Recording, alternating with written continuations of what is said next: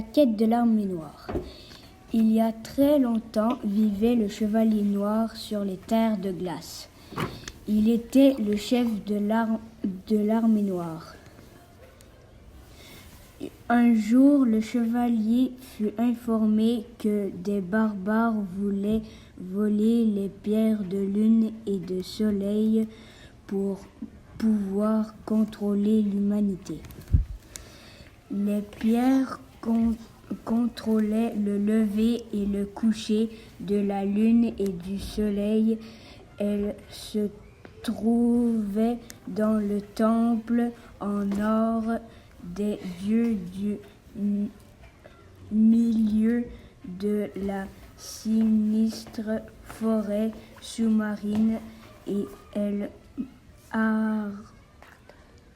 appartenaient pleine lune, la déesse de la lune, et à Ra, le dieu du soleil.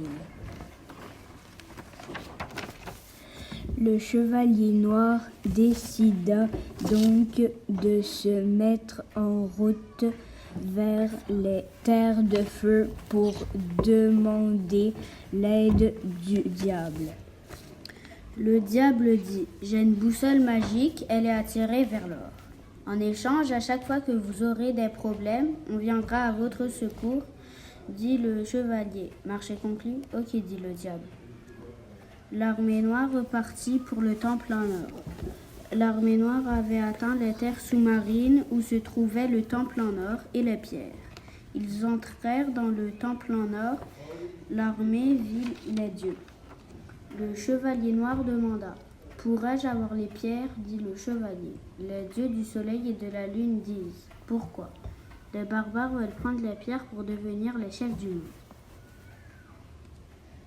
Bon, d'accord, prenez les pierres, mais à une seule condition. C'est de ne pas perdre une seule pierre de lune ou de soleil, sinon les terres sous-marines seront perdues à jamais, elles tomberaient dans le vide. D'accord, dit le chevalier. Les barbares, je vais les mettre dans le gouffre de l'océan, dira. L'armée vit aucune trace des barbares. Elle repartit sur les terres de glace et ils vécurent heureux. Fin.